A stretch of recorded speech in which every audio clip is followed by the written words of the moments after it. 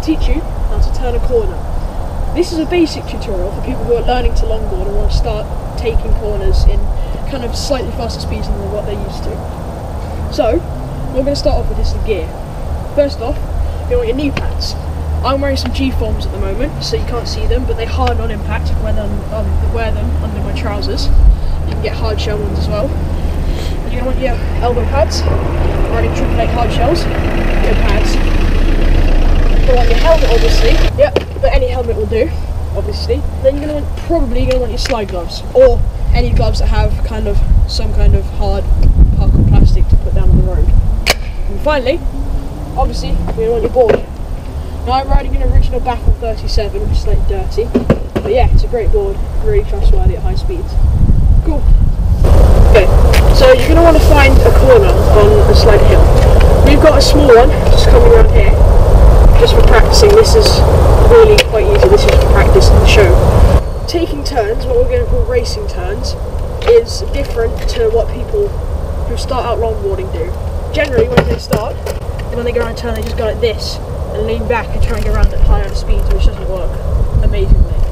So this is a way to kind of turn more sharply, so you can get around corners faster and easier. So it comes down to whether you ride regular or goofy. I ride regular, so the way I'm going to take the two turns is different. It's not exactly the same. When we want to take this turn, this is called a Heelside turn, because I'm going to lean on my heels to get around this turn going that way. To do a Heelside turn riding regular, as I come into the turn, I'm going to want to first put this back leg down like that, so that the knee is almost touching the actual board. So then it looks like this. Yep. I'm going to want to lean back on one hand, put it like that, which is the hand I'm actually going to use to help me guide myself around the turn. And for the final thing, you're going to take your right hand, if you're riding regular, and grab the board just above your legs like that. So then, you go around the turn, this hand is guiding you, this hand is pulling the board to take you around the turn, and your knees are just next to each other to keep you stable and going at high speeds. So that's a Heelside turn. Okay, now I'm going to do a Toeside example. First of all, I'm going to want to put my feet forwards like that. Instead of normally riding like this, I'm going to put them like that. If I was tucking, which we've already showed you in another tutorial, we're going to want to put this foot kind of on the edge, half over. So they're both pointing forwards, that was half over the edge.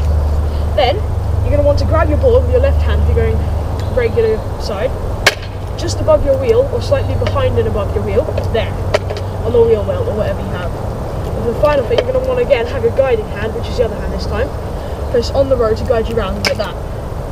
Okay, so I'm going to show you some low speed examples.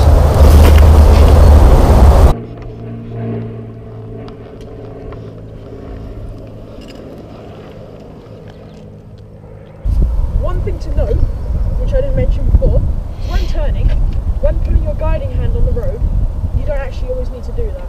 Your guiding hand is there. If you lean too far out, your guiding hand is to put down and keep you balanced as well. So, as you saw in that example, I actually didn't put my guiding hand down, but I had it there ready in case I leaned too far backwards, needed to keep myself stable. And that applies to both sides. But the toe side, you generally do put your hand down unless you really are comfortable with it.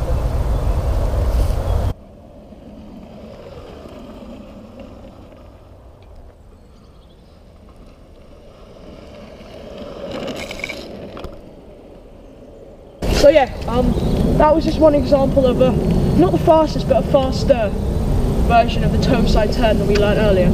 So that concludes our tutorial. So those turns are used in races and can be put into any turn that you'll ever encounter on the longboarding run. So yeah, thanks for coming out.